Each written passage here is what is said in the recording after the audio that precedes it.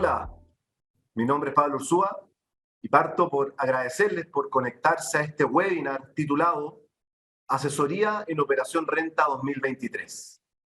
Esta instancia la hacemos todos los años en el mes de marzo con la única finalidad de asesorar, informar y guiar a nuestros clientes sobre este importante hito anual y así tengan mayor conocimiento y puedan tener una experiencia de interacción con el Servicio de Impuestos Internos que sea más fácil e informado. Hoy nos acompaña William Peñas, responsable de la asesoría tributaria en Inversiones Sura, quien hará un repaso general del proceso de Operación Renta.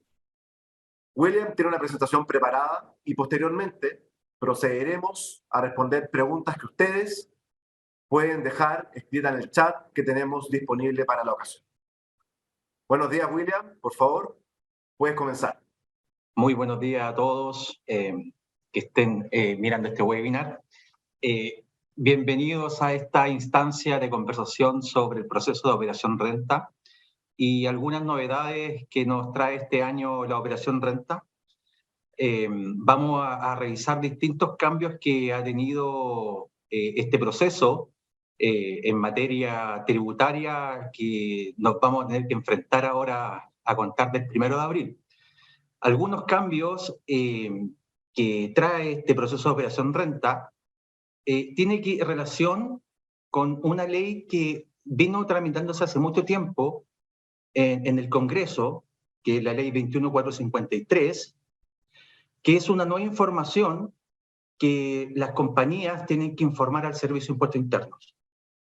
Esta información parte por los bancos, ¿ya? Los bancos comienzan a informar saldos de abonos sobre 1.500 UEFs. Y no solamente los bancos, sino también tienen que informar las compañías de seguros. Nosotros como Sura, la compañía de seguros de ahorro, tenemos que informar algunos por las pólizas de vida con ahorro. Vamos a informar todos los abonos y los saldos que superen 1.500 UEF. Esta información es la que vamos a ir informando. También tenemos que hacer una información o enviar información. Hay un cambio sobre la circular 21, ¿ya? Que tiene relación con la nueva tributación sobre el seguro de vida con ahorro. Esta información tiene que ver con los retiros de vida con ahorro por un cambio que hubo en 27 de abril por una nueva circular. Es una exención tributaria que tiene los retiros, los rescates totales, siempre y cuando tengan un plazo mayor a 5 años. Hay una retención de impuestos del 15% con una provisión de impuestos. Además, las compañías de seguros van a informar en la DJ 1834 su certificado tributario modelo 27. Otro cambio que hay en materia tributaria es el cambio que hubo con la tributación de las acciones, los fondos mutuos y los fondos de inversión. Este es un cambio que estableció la ley 21420 hace mucho tiempo. Le cambió la tributación a las acciones, a los fondos mutuos y a los fondos de inversión. ¿Qué ocurría? Es que los fondos mutuos y los fondos de inversión no tributaban hasta el 1 de septiembre del año 2021. Toda la rentabilidad que tenían estas inversiones, hasta esa fecha, esa rentabilidad no quedaba afecta a impuestos. ¿Qué quiere decir que no quedaba afecta a impuestos? Que la tasa de tributación era un 0%. Y esa tributación o ese mayor valor que tenían todos estos instrumentos no se declaran en la operación renta, en su formulario 22. Entonces, a contar del 2 de septiembre del año 2022, todas las enajenaciones, todas las ventas que ustedes puedan tener sobre estos instrumentos acogidos al artículo 107 de la Ley de la Renta, van a quedar afecto a una nueva tributación producto de este cambio de ley. Y esta es una tributación final y una tributación única de un 10%. Pero la misma ley introdujo nuevos cambios, nuevas formas de determinar el costo. Hay tres fechas asociadas para determinar este costo, y estas tres fechas tienen relación con la fecha de adquisición del activo. Por ejemplo, si yo adquirí el activo en el año 2010, yo tengo que considerar la fecha que adquirí el activo. Si fue el 12 de julio del 2010, tengo que considerar esa fecha. Esa es una opción. La otra opción sería considerar la fecha del 31 de diciembre del año 2010. Esa sería una segunda opción. Y la tercera opción sería el precio de cierre que tú tienes acción, o ese fondo mutuo, o ese fondo de inversión, al 31 de diciembre del año 2021. Por lo tanto, a contar de el 2 de septiembre del 2022, tengo más herramientas para poder determinar el costo asociado a un instrumento de los que aparece ahí, ya sean acciones, fondos mutuos o fondos de inversión. Además, existe algo novedoso sobre estos cambios, porque la ley permite compensar las ganancias y las pérdidas entre aquellos tres instrumentos. Hoy día es muy relevante, va a ser muy importante conocer si alguno de estos instrumentos tiene pérdidas y alguno de los otros tiene ganancias, si en el mismo año voy a poder vender uno y el otro para poder compensar la pérdida y así aprovechar esta franquicia tributaria. Ahora, si tengo pérdidas sobre estos instrumentos, esta pérdida no se va a perder, porque hoy día en otros instrumentos se pierde la pérdida. Si la pérdida supera la ganancia, la pérdida se pierde en la declaración de renta. Pero en estos instrumentos, esta pérdida se va a ir arrastrando ejercicio a ejercicio hasta que se consuma esta pérdida por las ganancias que entreguen estos instrumentos. Por lo tanto, estos son los tres cambios que trae la novedad, la declaración de renta, que es la ley 21453, que informan los bancos, instituciones financieras, que ustedes, las personas que califican, se van a encontrar lo más probable que aparezca información sobre saldos. Estos saldos no se declaran en su formulario 22 porque solamente es una información nueva que va a llegar al Servicio de Impuestos Internos. Muchas personas, el cambio número 2 tiene relación con los seguros de vida con ahorro, por los rescates que hicieron a contar del 27 de abril. Pueden haber retenciones de impuestos que también van a aparecer en su declaración de renta, y el número 3 tiene relación con los instrumentos que estaban dentro del artículo 107 de la ley de la renta. Ahora, para este año, la operación de renta tiene algunos plazos de presentación que van, por ejemplo, a contar del 1 de abril al 8 de abril. Si tiene devolución de impuesto, la devolución sería el 20 de abril. Este año es algo novedoso, primera vez que tendría una devolución de impuesto a contar del mismo abril. Y si usted hace la devolución de impuestos, o sea, su declaración de renta a contar del 9 de abril al 27 de abril, su devolución de impuesto sería el 15 de mayo. Si la realiza entre el 28 de abril al 10 de mayo, su devolución de impuestos sería el 29 de mayo. Ahora, si pide la devolución de impuestos a través de cheque, siempre le va a llegar su devolución de impuestos el 30 de mayo. Ahora, si este año le toca pagar impuestos, porque las rentas del año 2022 no alcanzaron a pagar los impuestos que le correspondía, y por lo tanto le corresponde pagar impuestos por todas las rentas, todos los incrementos patrimoniales que percibió durante el año 2022, el plazo para pagar sus impuestos, los impuestos personales, comienza recién, se habilita el portal a contar del 6 de abril hasta el 2 de mayo. Ese es el plazo para pagar los impuestos. Ahora, hasta el 27 de abril se podrá reemplazar su declaración de renta. Usted va a poder reemplazar sin ningún costo, sin ningún problema, la declaración de renta. Pero siempre que no haya solicitado la devolución o el 8 de abril. Y en junio, recién en junio de este año, comienza o se habilita el portal para realizar el proceso de rectificación de renta. Ahí viene el proceso de rectificar todo lo que es la declaración de renta por algún cambio en su agente retenedor, en nueva información que pueda recibir.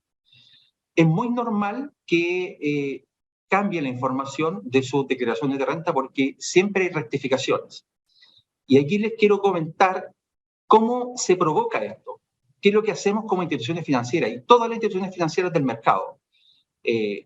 Todos nos preparamos a contar de marzo para informar al Servicio de Impuesto Interno, informamos las declaraciones juradas. Las declaraciones juradas es un proceso muy estandarizado, ¿ya? Que tiene normas especiales para todas las instituciones financieras y nos dicen cómo debemos informar todos los procesos al Servicio de Impuesto Interno.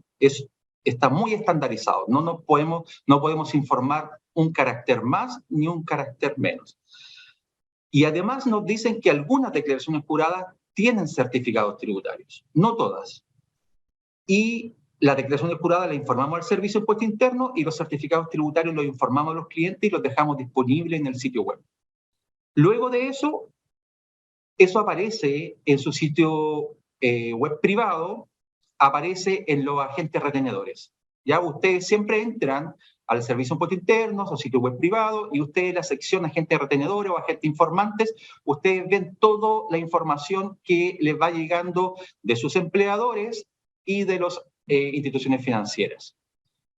Y luego de eso, ustedes lo que deberían hacer, lo que uno tiene que hacer es contrastar los agentes retenedores si esa información está contenida en el formulario 22. ¿Y por qué? Porque no toda la información que está en los agentes retenedores está contenida en el formulario 22. Por ejemplo, la declaración jurada 1932, que informa rentas de fuente extranjera, esa información hasta el año pasado no estaba contenida en el formulario 22. Por lo tanto, uno tiene que realizar un proceso manual para incorporar esa renta en el formulario 22. ¿Ya? Y ahí uno tiene que pedir la asesoría con su contador o tal vez con el asesor patrimonial para que lo oriente de cómo puede incorporar esa renta en su formulario 22. Y si esta renta está afecta a primera categoría y global complementario, son varias líneas las que se tienen que incorporar o intervenir en el formulario 22 para hacer esta operación, porque no lo trae la propuesta de la declaración. Pero como todos los años, existe el proceso de rectificaciones y todas las compañías financieras o las instituciones financieras rectifican sus declaraciones juradas. ¿Y por qué las rectifican? Porque siempre hay problemas o algunos problemas en las mismas bases de datos de todas las instituciones o porque falta información, por ejemplo, de las calificaciones tributarias asociadas a los dividendos. Y se va rectificando esta información al Servicio de Impuestos Internos. Por lo tanto, así es el proceso general macro de este recorrido, este viaje de información entre las instituciones financieras y el Servicio de Impuestos Internos y ustedes cómo pueden ver la información en su sitio web privado. Ahora, nosotros como Sura enviamos al Servicio de Impuestos Internos todas estas declaraciones juradas. Son 21 declaraciones juradas que informamos todos los años al Servicio de Impuestos Internos. Pero fíjense que en algunas declaraciones juradas no tienen certificados tributarios. Solamente hay información al Servicio de Impuestos Internos, pero no hay certificado tributario para el cliente. Solamente al Servicio de Impuestos Internos. Por todas las operaciones que uno puede hacer, por ejemplo, remesas que uno puede hacer fuera de Chile, llega dinero o llega en moneda o llega por alguna compra de alguna inversión que pueda hacer o un rescate, la 1862 no tiene certificado tributario. Ya la 1870 tampoco, la 1871 que tiene que ver con la bonificación fiscal por el APB tampoco, la 1874 por los intereses de deuda que uno invierte en los instrumentos del artículo 104, la 1891 que recoge todas las operaciones y las transacciones que uno hace en acciones chilenas y los fondos de inversión, tampoco tiene certificado tributario. La 1929, que si bien nosotros la hacemos, tampoco tiene certificado tributario porque es una obligación para el inversionista, y la declaración jurada 1932, que se informa en marzo por inversiones del exterior, tampoco tiene certificado tributario. O sea, solamente va hacia el Servicio de Impuesto Interno.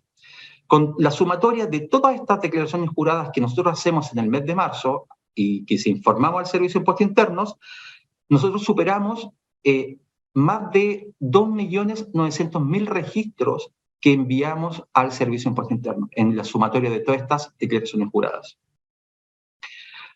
Y la nueva declaración jurada, la 1955, que es nueva a contar de este año, es la que nosotros como Sura, a través de nuestra compañía de seguros, debemos informar los saldos sobre 1.500 UF, ya sean saldos o abonos.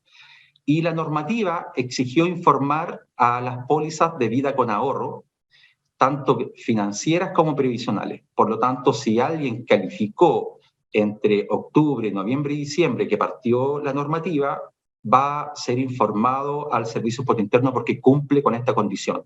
Nosotros esta semana enviamos un correo, una información a las personas que calificaron, y además le hemos dejado disponible en su sitio web privado el monto que hemos informado al Servicio de Impuesto Interno por este nuevo proceso, esta nueva declaración, que lo más probable también le va a aparecer en el Servicio de Impuesto Interno. Esta información, el Servicio de Impuesto Interno, ¿para qué te está exigiendo? Es para tratar de contrastar y tener una herramienta más de fiscalización. Esta información no es que va a aparecer en su propuesta de declaración de renta, ya no va a aparecer en alguna línea, pero el Servicio de Impuesto Interno de alguna forma la va a utilizar para decir, mira, esta persona tal vez tiene tanto saldo en un banco o en algún producto, pero no me paga tanto impuesto, o el impuesto es muy mínimo. Entonces van a tener herramientas y van a crear vectores para poder tener más herramientas de fiscalización con algunas personas. La otra declaración jurada que es nueva y que tiene nueva información es la declaración jurada 1834, y es el certificado 27 de los seguros totales y los seguros con ahorro. Acá es el cambio que yo les comentaba que se operativizó por la circular 21.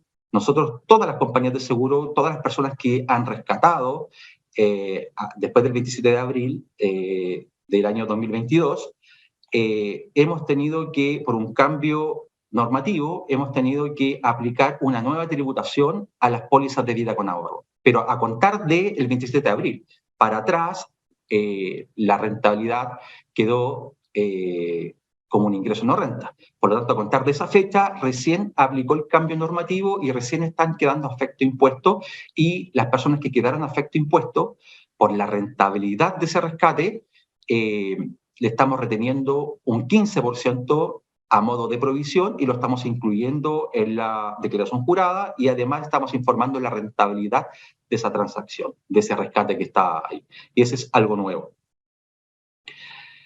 Además, estas tres declaraciones juradas, la declaración jurada 1891, 1922 y la 1949, son las declaraciones juradas que están intervenidas o que tienen cambios producto de los cambios del artículo 107, ya de este cambio que hay una nueva tributación a contar del 2 de septiembre, con tasa del 10%. La declaración jurada 1891 se incluyó una nueva columna donde se va a incluir el precio de compra de los activos.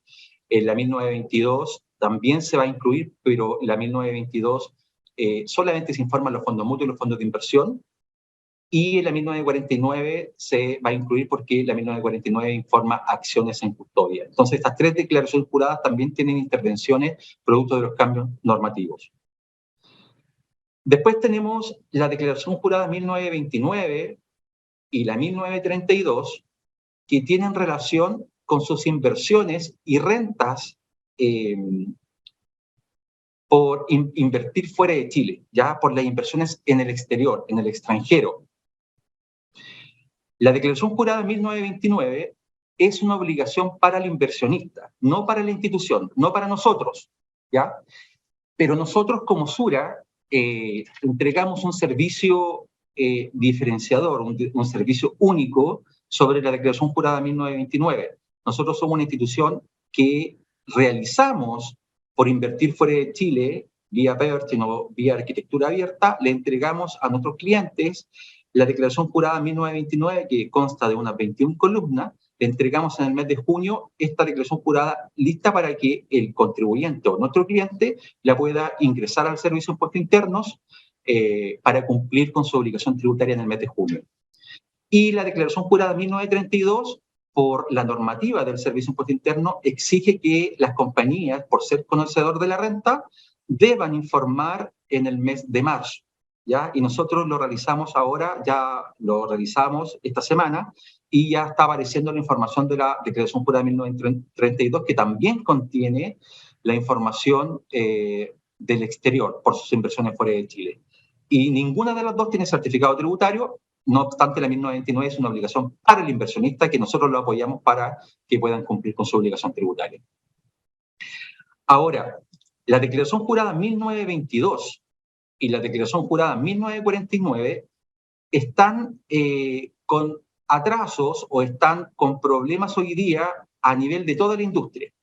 ¿Y por qué a nivel de toda la industria? Porque estas declaraciones juradas están los dividendos que ustedes percibieron o recibieron por invertir en acciones o en fondos mutuos o en fondos de inversión y recibieron dividendos. Si recibieron dividendos durante el año 2022, hoy día el dividendo es algo financiero, pero todavía le falta la calificación tributaria del dividendo.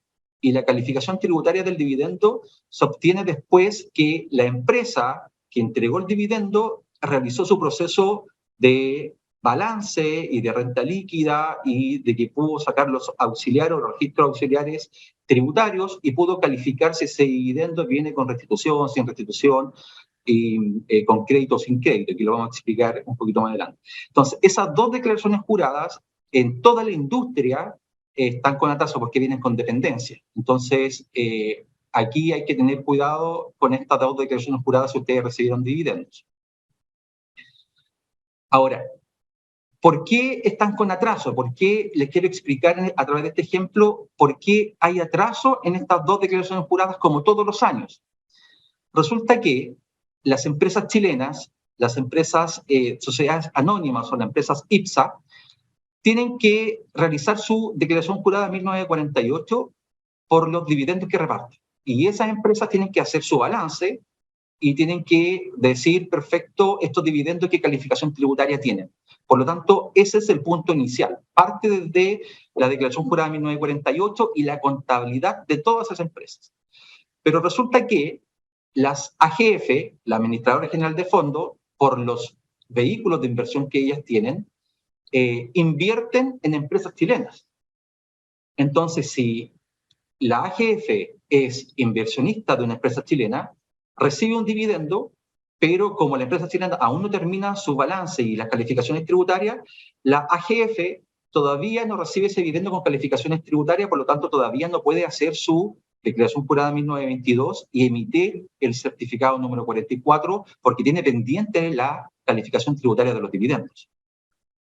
Pero, además, las corredoras de bolsa, cuando uno es cliente de una corredora de bolsa, cuando a través de una corredora de bolsa yo compro un fondo de inversión o adquiero un fondo mutuo, esta corredora es un fondo mutuo fabricado o creado por una AGF, por una administradora.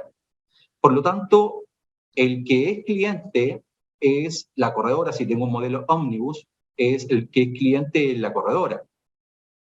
O puede ser directamente el cliente. Por lo tanto, la corredora lo que espera es que la AGF o la administradora le entregue su certificado tributario por ser partícipe o por ser aportante de un fondo de inversión, para que la corredora después pueda tener la calificación tributaria en su proceso y prorratear a nivel de todos los aportantes, de todos los clientes que están contenidos en el proceso.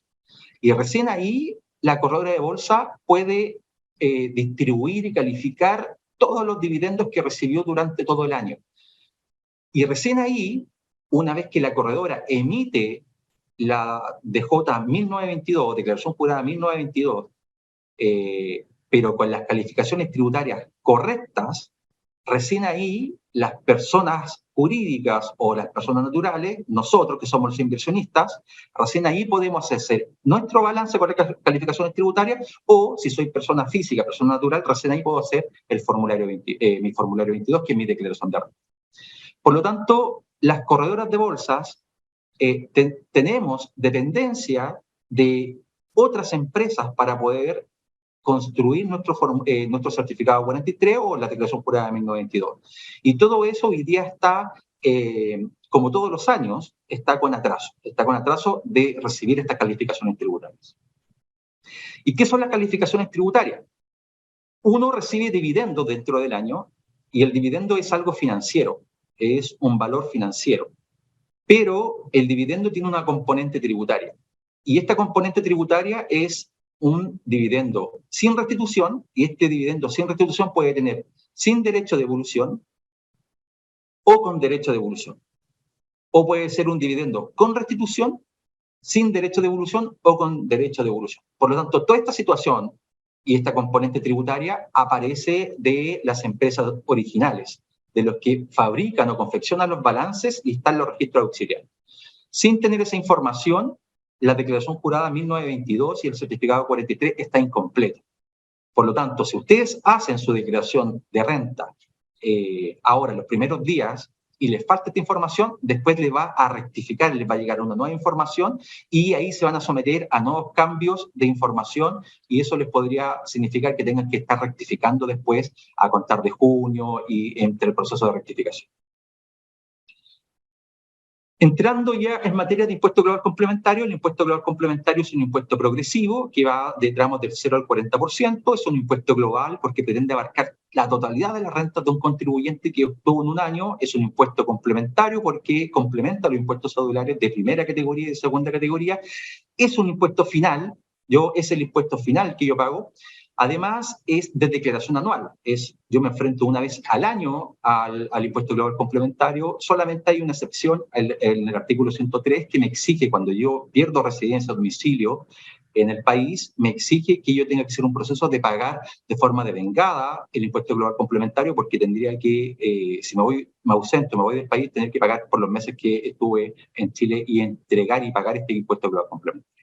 Los sujetos que están obligados para el impuesto global complementario son las personas naturales o las personas físicas que se les conoce, que tenemos domicilio o residencia en Chile, ¿ya? Ahora, si pierdo este requisito, si ya no tengo domicilio o residencia en Chile, realizo el trámite y me voy a vivir fuera de Chile, ya no estoy afecto al impuesto global complementario, sino ya quedo afecto a otro impuesto que se llama el impuesto adicional. Y el impuesto adicional también es un impuesto final. Y la tasa general del impuesto adicional es una tasa del 35% y va a depender del tipo de renta que yo obtenga en Chile para saber si es un 35% o si existe otra tasa de impuesto. Y ahí yo claramente también puedo ver si a qué país me fue a vivir para ver si operan los convenios de doble tributación y si es que hay normas de desempate en esas situaciones.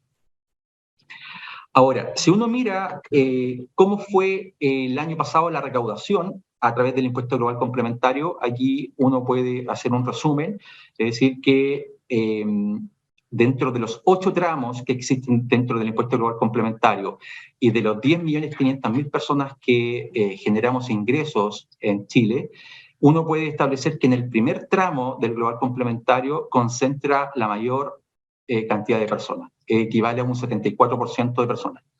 Y en el último tramo es un 0,1% de personas. Ahora, aquí está la gran discusión hoy día de política tributaria, que se dice que a lo mejor el primer tramo de exención podría tal vez aplicarle renta o bajar el tramo. Dice, hay muchas personas que a lo mejor están en el tramo exento no pagando impuestos.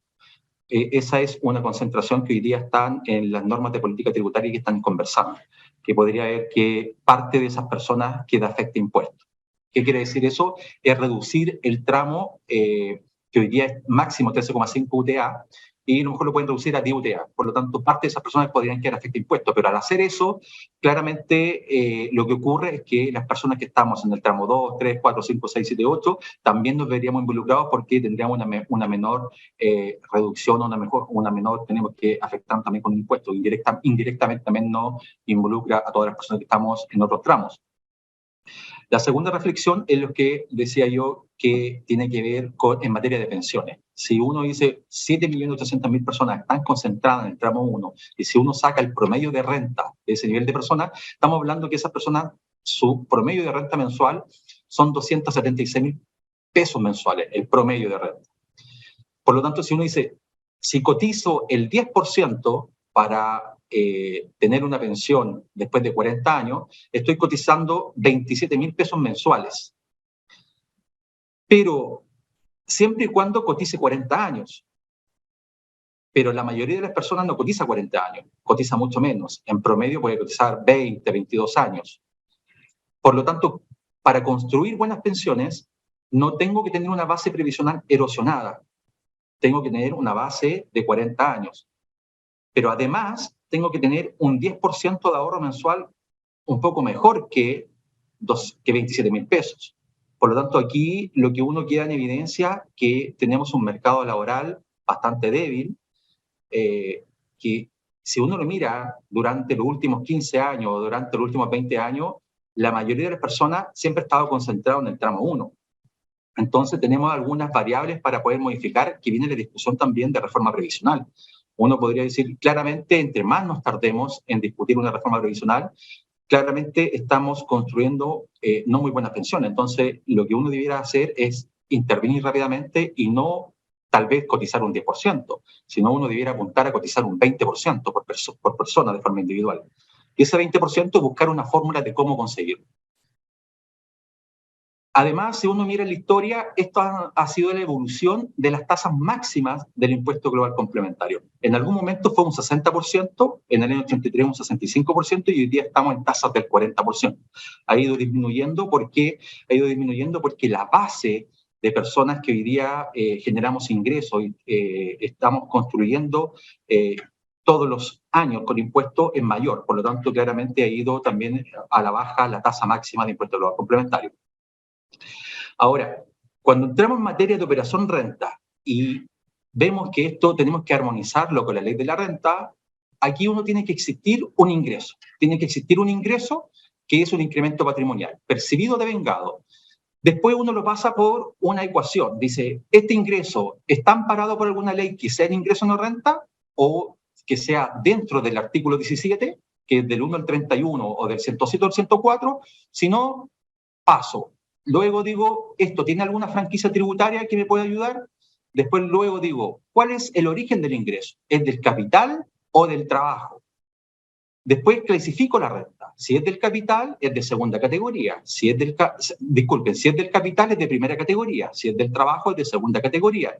Después de eso, tengo que determinar una renta. Después que determino la renta, tengo que determinar un impuesto.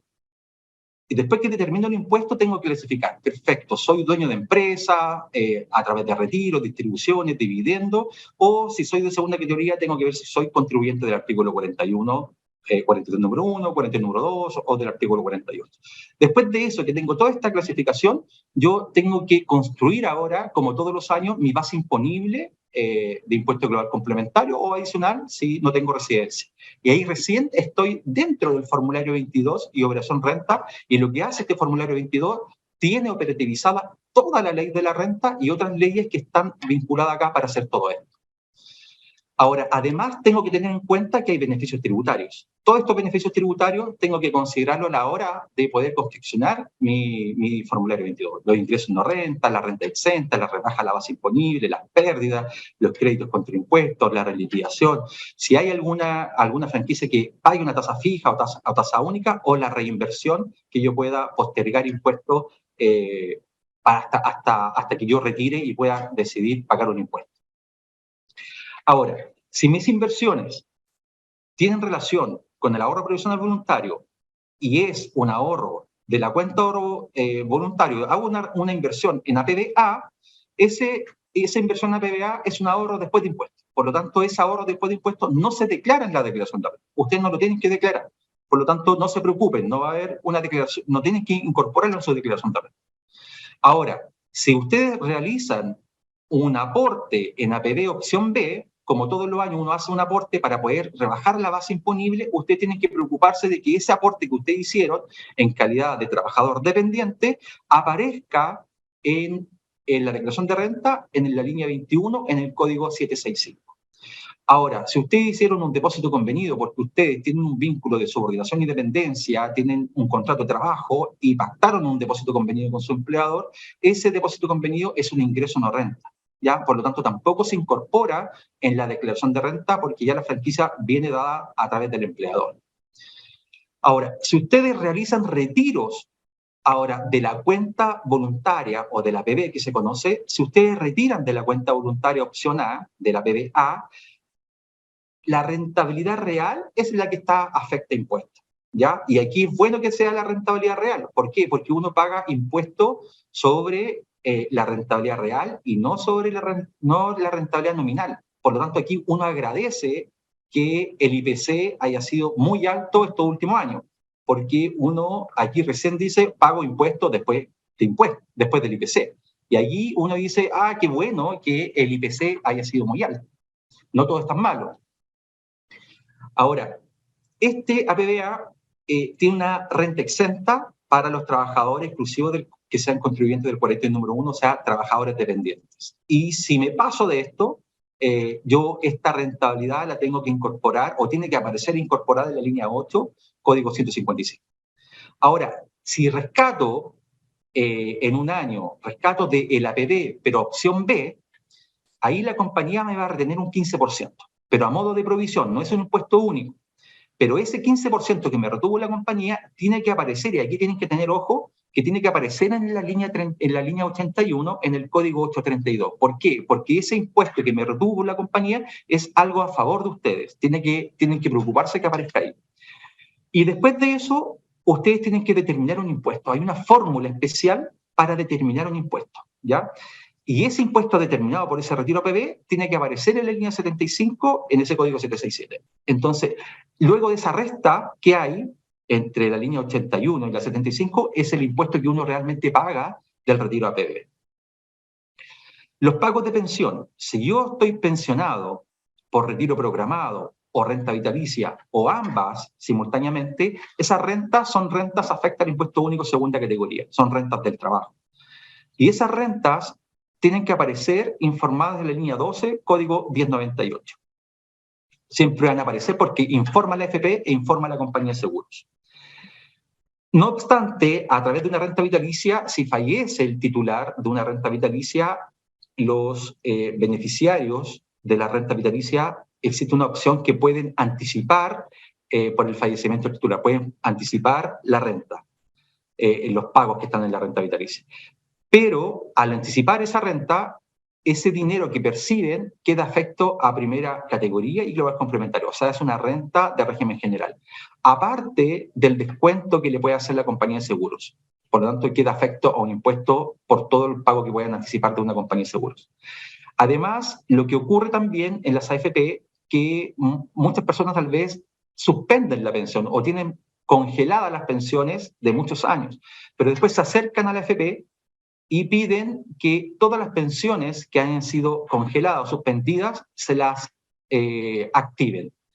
Pero todas esas pensiones por ley de la ley de la renta son pensiones afectas a impuestos. Por lo tanto, toda esa acumulación de pensiones tienen que ser parte de una tributación. Por lo tanto, cuidado con eso porque les puede significar algún incumplimiento tributario por esa situación. Y hay situaciones que no tienen que pagar impuestos. Por ejemplo, cuando tienen aportes en depósitos convenidos por sobre 900 UF y esas 900 UF están participando del pago de pensión, eso dice la ley que no tiene que pagar impuestos en la pensión.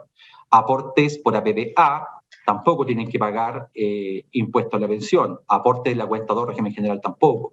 Aportes por la cuenta de seguro de cesantía tampoco. Y las pensiones que uno recibe del extranjero, si yo me pensioné en el extranjero y en el extranjero me están pagando una pensión, acá en Chile quedan liberadas de impuestos también, ¿ya? Y otra situación especial que se da las pensiones pagadas de Chile a un chileno, por ejemplo, que se va a vivir a otro país, hay que mirar los convenios de doble tributación. ¿Por qué? En algunos casos, las pensiones no quedan grabadas a impuestos en Chile, quedan grabadas a impuestos en el otro país de residencia de la persona, por ejemplo, en España. Pero en otros convenios podrían decir quedan grabadas en Chile, pero podrían decir no quedan grabadas al impuesto global complementario, sino podrían decir quedan grabadas a un impuesto tasa fija, por ejemplo, el caso de Uruguay. Entonces, esas situaciones se pueden dar en materia de pensiones. Retiro de excedente de libre disposición. Cuando yo tengo dinero previsional y me sobra el dinero previsional, después de cumplir los requisitos, yo puedo liberar dinero para retirarlo como excedente de libre disposición. Y hay tres formas de tributación. Impuesto único, renta exenta o renta afecta. El impuesto único está asociado a las cuentas voluntarias hasta el 6 de noviembre del 2001. Eso no se incorpora en la declaración de renta hasta unos 87, 88 millones. Si retiro por ahí, no pago ningún impuesto. Si es renta exenta, lo que se hace ahí, intervienen dos líneas, se incorpora en una línea 9, que es una renta exenta, código 152, pero después se da de crédito una franquicia tributaria que tiene que uno impetrar la línea 32, código 136, para tratar de neutralizar ese impuesto, y ahí uno activa la franquicia tributaria para la renta exenta, que son a través del artículo 42 ter. Pero también está la renta afecta, que quiere decir que no tengo franquicias tributarias y me voy directamente a la línea 8, código 155, si retiro excedente de libre disposición. Y aquí un mensaje, porque muchas personas tienen depósitos convenidos antiguos, que se le llaman, hasta el 6 de noviembre del año 2001. El año pasado salió una resolución de la Super de Pensiones y el Servicio Impuesto Interno, donde dice si el depósito convenido antiguo usted retiró antes del 6 de noviembre de 2001 un excedente de libre disposición, las AFP no lo dejaban retirar como excedente de libre disposición y solamente se lo dejaban bloqueado para pensión. Pero a contar del año pasado hay un cambio de criterio donde dice, mire, si usted retiró antes del 6 de noviembre del 2001 y tiene depósito convenio antiguo, lo va a poder retirar ahora como excedente de libre disposición y no va a quedar sometido solamente para pensión. Por lo tanto, tiene las dos opciones a contar del año pasado. Y fue un cambio de criterio que ha durado 20 años. Retiros por personas de técnico extranjero. ¿Qué significa? Que hay personas extranjeras que vienen a Chile y califican como técnico extranjero, tienen que cumplir estos requisitos, pero después que se van y terminan relación contractual, pueden retirar sus dineros previsionales. Si retiran la cuenta obligatoria y su depósito convenido que ahorraron acá en Chile, las AFP deben retener un impuesto y pasan por una retención de impuesto de impuesto único segunda categoría, ya no por el impuesto global complementario, impuesto único segunda categoría, y deben emitir el certificado tributario modelo 47. Pero estas rentas que reciben estas personas tienen que ir igual al formulario 22 y se deben declarar en la línea 12, código 198. Pero ¿qué es lo bueno? Que el impuesto que retuvo la FP se da de crédito en la línea 44 y código 162. Pero como la FP lo retuvo a través del impuesto único segunda categoría, que es a través de la UTM, que es mucho más estresante, la base es mucho más pequeña, pero después cuando yo voy una vez al año, voy al global complementario, que es una base mucho más grande, siempre hay devoluciones de impuestos. Y ahí es muy bueno porque muchas personas no hacen este proceso y pierden una devolución de impuestos. Y aquí es muy bueno asesorar, o si tiene un amigo o alguien que califica esto, podría ser una opción para retirar. Pero si retira la cuenta voluntaria opera igual que un retiro de cuenta voluntaria, que va a la línea 75, que es el impuesto único determinado, y la declaración de renta, que es la retención del 15% que retiene el FP, y después hace la comparación para saber si le debe pagar o no pagar un impuesto por la cuenta voluntaria. Lo mismo ocurre con las personas desafiliadas que se desafilian del decreto ley 3500, ocurre la misma situación. Los retiros de la cuenta obligatoria todavía está vigente por este año. El retiro, la ley 1 y la ley 3 son ingresos no renta. La ley 2 hasta 30 UTA también fue ingreso no renta, pero la ley 2 dijo, mira, si la persona retira y su base imponible es mayor a 30 UTA, el retiro queda afecta impuesto a la renta, y este año todavía aparece la línea 13, el código 1774, para incluir la parte de ese retiro que todavía queda este año una colita por incluir en este formulario 22. Retiro de la cuenta de ahorro voluntario, régimen general, la rentabilidad real que da efecto impuesto, también tiene la exención de las 30 UTM hasta 1.834.000, se declara línea 8, código 155. El régimen 54 bis, si bien está derogado, todavía hay personas que están en el régimen 54 bis, es una renta exenta, se declara línea 8, 155, pero además tiene una opción de poder reliquidar máximo en 6 años, eso va en la línea 24. Retiro 57 bis, el 57 bis existen 3 opciones o 3 tipos de 57 bis en la historia, ha cambiado la legislación tributaria. El 57 bis antiguo, hasta el 31 de julio del 98, se declara en la línea 26, código 201, y el 56 nuevo y transitorio pasan por el reverso del formulario, se pasan por el recuadro número 3. El recuadro número 3 es el que tiene la franquicia tributaria. Aquí, por ejemplo, si yo ya tengo el plazo de los 4 años, yo hoy puedo imputar la DUTA, que lo incorporo dentro del recuadro número 3, y después que ya pasé por el recuadro número 3, ahí yo sé si voy a tener una devolución de impuesto, porque todavía podría tener una devolución de impuesto del 15%, o voy a tener que pagar un impuesto porque tengo un débito, porque mi retiro es mayor a mi DUTA. Por lo tanto, tengo que pasar por ese procedimiento. Y las personas que ahorraron a contar del año 2015 y retiran del 56 bis, pero no han cumplido el plazo de los 4 años que indica la ley 20.180 y su circular 11 del año 2015, dice que la persona tributa como un régimen general. ¿Qué quiere decir eso? Que la rentabilidad real queda afecta a impuestos y se declara línea 8 y código 155. Pero aquí un mensaje. Las personas que ahorraron a contar del año 2015 y si cumplen los 4 años consecutivos, el plazo de los 4 años consecutivos, se van por el recuadro 3 y cumplen los 4 años, pueden imputar la franquicia de la DUTA. Y eso lo dice la misma ley, lo dice la ley 20.180 y la circular 11. Por lo tanto, acá la invitación, si todavía no he cumplido los 4 años, que todavía lo pueden seguir cumpliendo. Ahora, siempre respetando lo que dice el mismo cuerpo legal o la orden, la instrucción legal que dice la ley. Y aquí nosotros como Sura los invitamos también porque realizamos nosotros estudios históricos del uso de la franquicia tributaria. Nosotros miramos 20 años del uso de la franquicia tributaria y podemos hacer un estatus de este servicio tributario, de este recorrido, de toda la información que sacamos y podemos sacar un estatus real del uso de su franquicia tributaria, de cómo se ha comportado y poder saber si ha cumplido los 4 años y si es que ha usado correctamente la franquicia tributaria en todos los años. Y este es un servicio gratuito que damos en Sura para todos nuestros clientes. Retiros por seguros totales, si fueron contratados antes del 7 de noviembre del 2001, son ingresos no renta. Después un cambio legal que dijo que los seguros contratados a contar del 7 de noviembre del 2001 quedan afecto impuesto, pero gozan de una franquicia tributaria de 17 UTM por año de póliza y se declaran en la línea 8, pero los seguros contratados y tienen menos de 5 años quedan sometidos al procedimiento de régimen general, que significa primera categoría y global complementario, e intervienen todas esas líneas. Aquí es el cambio a contar de este año, que tiene que ver con la circular 21 que les comentaba al principio, son los impuestos que paga por los seguros de vida con ahorro. Los retiro hasta el 26 de abril del 2022, ingreso no renta, a contar del 27 de abril, que afectó a primera categoría y la retención de impuestos que hace la compañía se da de abono para que lo puedan usar.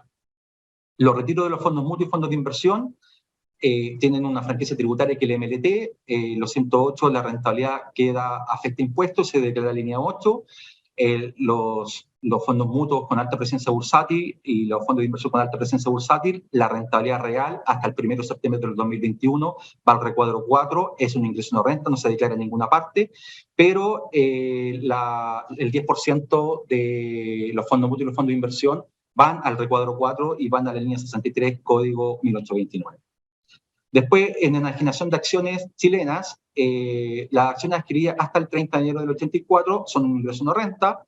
Ahora, las acciones adquiridas a contar del 31 de enero del 84, uno tiene que evaluar si cumple el requisito del 107. Si no lo cumple, uno pregunta si el mayor valor generado en la enajenación es menor a 7.338.841, que son 10 UTA. Se dice, sí, es menor, quedan liberados de impuestos. Ahora, si la respuesta es no, es mayor a 10 UTA, uno tiene dos opciones. Puede reliquidar hasta 10 años si tuve la acción en 10 años, si lo tuve 5 años, puedo reliquidar hasta 5, o puedo ir directamente que la rentabilidad vaya a mi global complementario sin franquicia tributaria. Esta reliquidación va en la línea 25, código 1033, y si decido ir directamente al global complementario, voy a la línea 8, código 155. Ahora, si cumple los requisitos del artículo 107, la enajenación de acciones, hasta el 1 de septiembre del 2022, libre de impuestos. Y a contar del 2 de septiembre del 2022, impuesto único, tasa del 10%, y se declara en la línea 63, código 1829. Y esta situación es única, es solamente este año.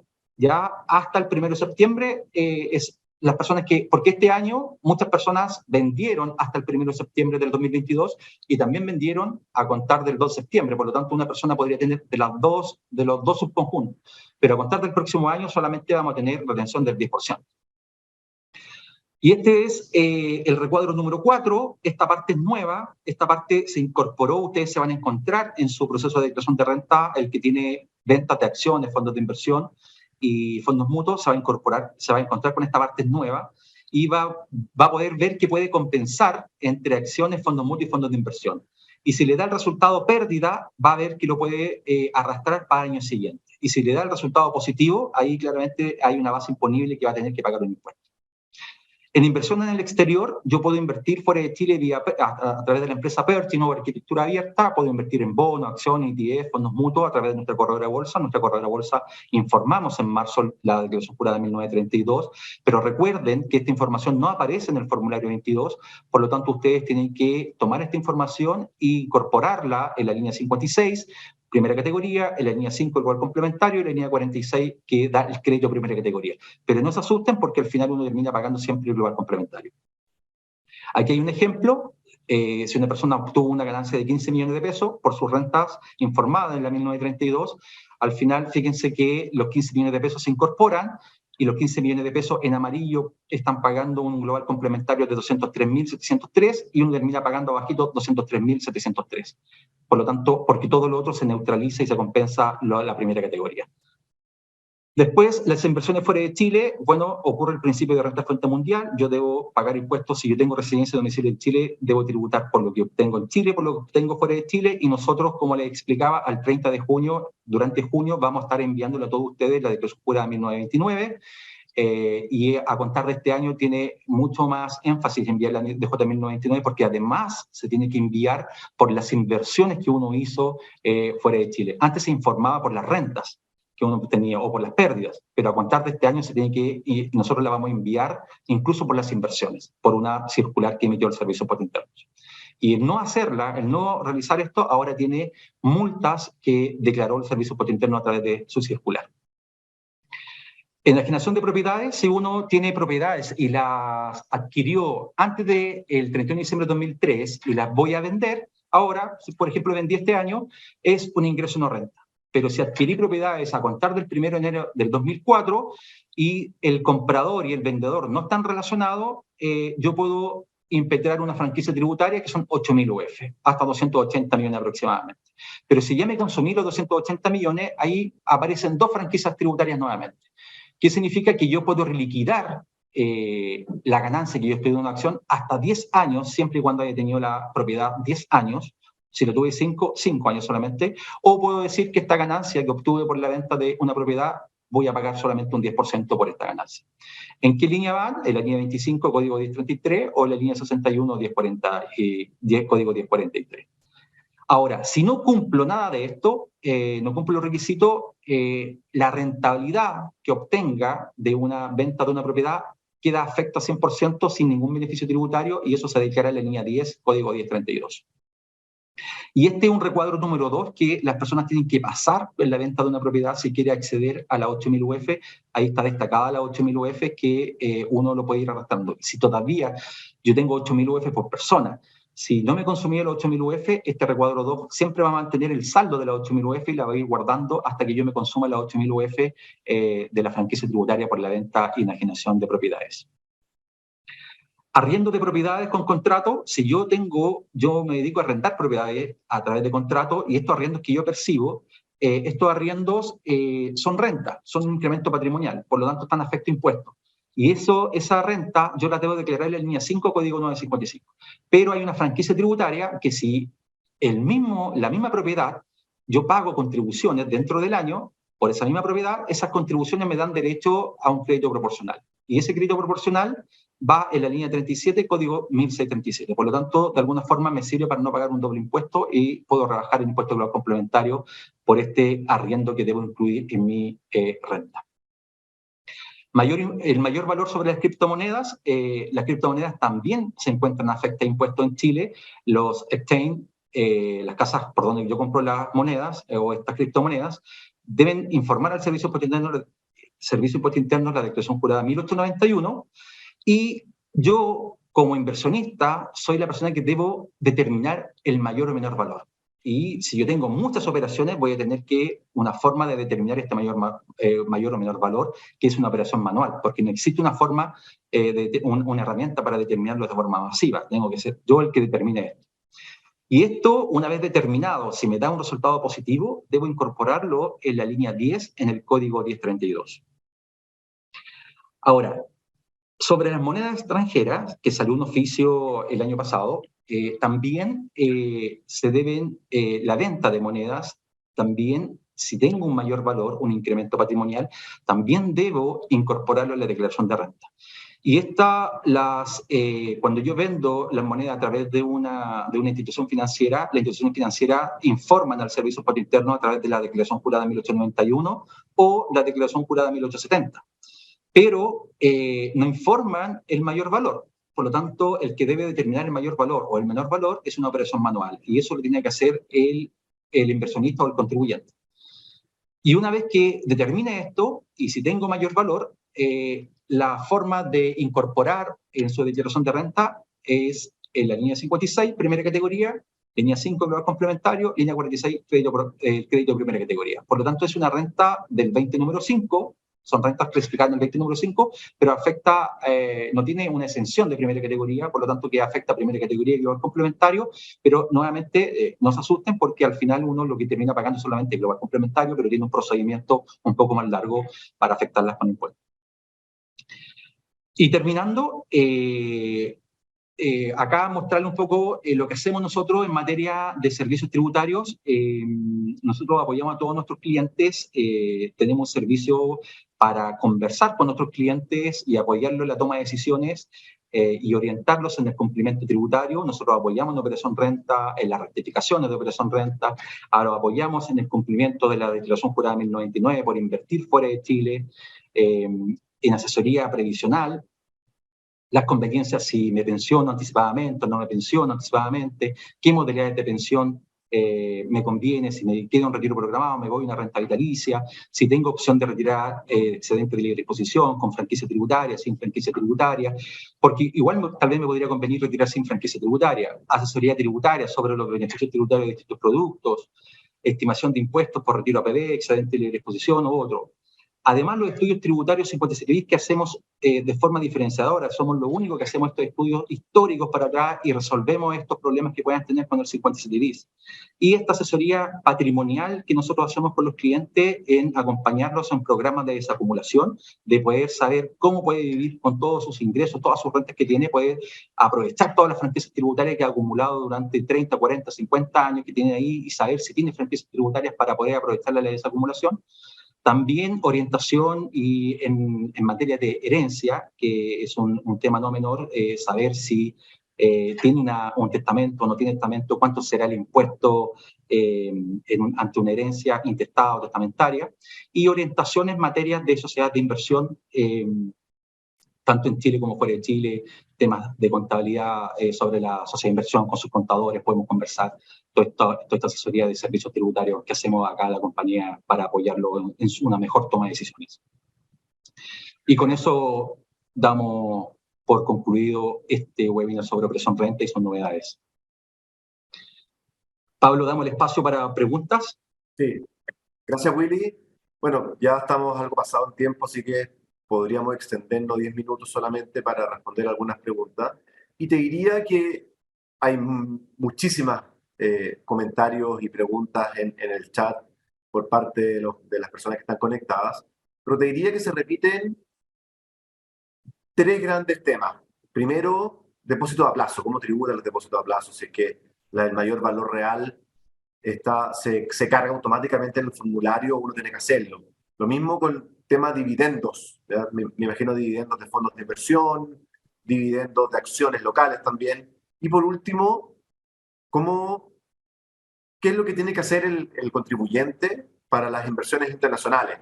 Desde la mirada al formulario 1932 y 1929. Bueno, 1929 podemos dejar para otra instancia porque no es materia de marzo a abril, pero sí 1932. O sea, ¿qué es lo que tiene que cargar el contribuyente? ¿Cómo impacta el tipo de cambio? Te diría que haciendo un repaso de esas tres grandes cosas, podemos cerrar la jornada de hoy. Bien, sí. Bueno, sobre los depósitos a plazos, hay vencimiento de los depósitos a plazo, Pablo. Los depósitos a plazo, incluso cuando se renuevan, son actos jurídicos distintos. Por ejemplo, una persona puede contratar un depósito a plazo con renovación automática, pero cada renovación o cada vencimiento del depósito a plazo, lo que ocurre ahí es que se materializa el hecho grabado. Y al materializarse el hecho grabado, el vencimiento de un depósito a plazo, eso le va a generar una rentabilidad positiva o negativa. Si es una rentabilidad positiva o un interés, que se le conoce un interés positivo, el banco tiene que informar ese interés al Servicio de Impuestos Internos a través de su declaración jurada respectiva. Y ese interés aparece en su propuesta de declaración de renta. Pero lo que yo recomiendo siempre es que el contribuyente o el inversionista, cuando sabe que tuvo vencimiento de depósito a plazo, siempre revise lo que informó el banco o la institución financiera a través de los agentes retenedores, y ese monto que informó la institución aparezca contenido en el formulario 22. Y así uno puede dar como un control por oposición de que eso aparece, de que está contenido. ¿Ya? Eso respecto a los depósitos a plazo. Incluso los depósitos a plazos que están suscritos en dólares, porque uno puede tomar un depósito a plazo en dólares. Entonces, ¿qué ocurre? ¿Qué es lo que hace el banco? Al vencimiento dice, yo venció este depósito a plazo y este depósito a plazo, ¿cuánto fue el interés del depósito a plazo? Pero ¿cuánto fue la variación del tipo de cambio? Por lo tanto, con esas dos variantes, construye cuál es la rentabilidad en pesos chilenos. Incluso podría ser que la variación del tipo de cambio sea mayor a el interés que tiene propiamente tal del depósito a plazo. Por lo tanto, con esas dos variantes es la ganancia o el mayor valor o el interés positivo que el contribuyente o el inversionista debe declarar en la base, en la renta bruta global de su formulario 22, para que se afecte con impuesto global complementario, y el impuesto va a depender de la tasa de global complementario de acuerdo a todas las rentas que tenga el contribuyente. Eso respecto a los depósitos a plazo. La otra pregunta era sobre las inversiones extranjeras. Y aquí, las inversiones extranjeras, hay dos caminos. Uno puede invertir fuera de Chile a través de una empresa chilena, o puedo invertir fuera de Chile directamente. Si invierto a través de una empresa chilena, la empresa chilena está obligada a informar al Servicio de Impuestos Internos la declaración jurada de 1932, porque es conocedor de la renta, si es que hay renta o pérdidas. Si en los agentes retenedores, por ejemplo nosotros, Sura, ya informamos la declaración jurada de 1932, por lo tanto le va a aparecer en su agente retenedor. Ustedes van a entrar al sitio web y va a aparecer la ganancia que puedan tener o la pérdida. Y eso también está de acuerdo al instrumento. Si ustedes me dieron un instrumento, nosotros también decimos este instrumento cuánto obtuvo la rentabilidad propiamente tal del instrumento más la variación del tipo de cambio. En conjunto informamos esa rentabilidad o esa ganancia o ese mayor valor o ese incremento patrimonial o esa utilidad. Si identifican que hay una ganancia o una utilidad, ustedes tienen que tomar ese valor y incluirlo a manito en su formulario 22. ¿Ya? ¿Y cómo?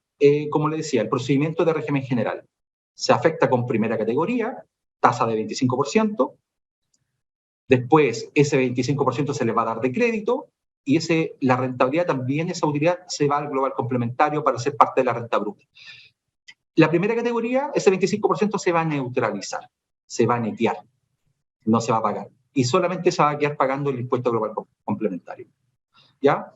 Y eso es lo que pasa con las inversiones fuera de Chile, si uno invierte a través de una compañía directamente chilena. Si yo invierto fuera de Chile directamente, las empresas extranjeras que están constituidas en otra jurisdicción distinta a Chile, no están obligadas a informar la declaración jurada 1932.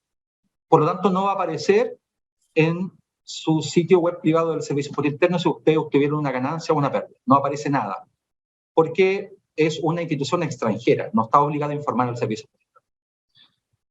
Pero si ustedes saben que obtuvieron una ganancia durante el año 2022, es responsabilidad de ustedes porque hay un cumplimiento tributario que tienen que dar ahora en abril. Ustedes tienen que, de alguna forma, determinar eso a través de las cartolas que les puede entregar su institución financiera. Ustedes tienen que determinar esa operación de ganancia, incluso los dividendos. Si tuvieron dividendos, es más fácil, pero si vendieron algún instrumento que tienen que determinar un mayor valor, una pérdida, ahí usted tiene que tomar la enajenación de esa fecha y compararla con la compra de esa fecha y comparar los valores. Y ahí sí determinar el mayor o el menor valor. Así se hace con la inversión extranjera. Y Pablo, parece que me quedó otra pregunta pendiente. Hablé de los depósitos a plazo y la inversión extranjera y había algo más. Dividendos. Los dividendos. Perfecto. Sí, los dividendos que ustedes recibieron, lo más probable es que no todas las personas que están participando del webinar recibieron dividendo durante el año 2022, pero tal vez gran parte recibió dividendo durante el año 2022. Pero el dividendo es algo financiero, que recibieron el dividendo, está en su cartola, o lo reinvirtieron o se lo gastaron, puede ser. Pero el dividendo es financiero. Como les explicaba, que el dividendo todavía le falta la calificación tributaria. La calificación tributaria se obtiene de la contabilidad de las empresas. Y ahí uno puede saber si ese dividendo viene con una restitución o sin restitución, o viene con crédito o sin crédito. Entonces, esa operación es tributaria, netamente tributaria, y sale de la contabilidad tributaria, la parte más tributaria. Esa situación está pendiente por muchas compañías financieras en Chile hoy día, a esta fecha. Por lo tanto, lo que yo les sugiero hoy día, si alguien tiene dividendos a través de la declaración jurada 1922, si ustedes identifican en su agente de retenedores que les aparece la declaración jurada 1922 y les aparece la declaración jurada 1949, les va a aparecer el dividendo, que es la parte financiera, pero tal vez no le va a aparecer correctamente la parte de la calificación tributaria. Y la calificación tributaria les podría cambiar la base del global complementario. Entonces, yo lo que les sugiero a todas las personas que están en esa situación, que no realicen su declaración de renta todavía aún. Que yo les sugiero que su declaración de renta la puedan hacer tal vez la tercera semana de abril. Una vez que ya toda esta ecuación o toda esta lógica que viene en cadena haya decantado y ya esté todo armonizado con todas las calificaciones tributarias y todos los procesos más estables, recién ahí pueden hacer su declaración de renta, porque para que no le estén cambiando la información que está en su sitio web privado del Servicio por Interno. Y recién ahí puedan hacer su declaración de renta, la tercera semana de abril, sobre los dividendos. Ahora, si una persona no tiene dividendos y no va a tener y no tuvo durante el año 2022, no está en esta situación. Para esa persona no habría problema. Pero hay que identificar igual ciertas cosas que a lo mejor no están en su formulario 22 y aparecen en los agentes retenedores y hay que mirar igual observarlas. Porque tal vez la información que está en su formulario 22 no está al 100%. Tal vez hay cosas que faltan incluir porque no todo está. Entonces, igual uno tiene que ir mirando y contrastar los agentes retenedores con el formulario 22. Súper claro. Bueno, lamentablemente el tiempo pasó muy rápido. Sin duda que quedaron muchas preguntas sin responder, pero ahí la invitación es a nuestros clientes que contacten a sus asesores y les hagan llegar directamente la inquietud, cosa que así podamos canalizarlas a través de ellos con el equipo de William, que me imagino que más de alguno de ustedes se ha reunido con algún miembro de su equipo. Así que les agradezco por haberse conectado el día de hoy. Muchas gracias por su tiempo. Espero que haya sido de utilidad esta instancia porque es algo que siempre que lo tenemos institucionalizado de todos los años. También vamos a hacer algo de tributación internacional ya más cercano a mitad de año para reforzar la responsabilidad sobre la DJ en torno a la DJ 1929. Así que, William, muchas gracias por tu estupenda presentación. A todos los conectados y a nuestros clientes, agradecerles también y nos vemos en una próxima instancia. Chao. Muchas gracias a todos, que tengan muy buen día.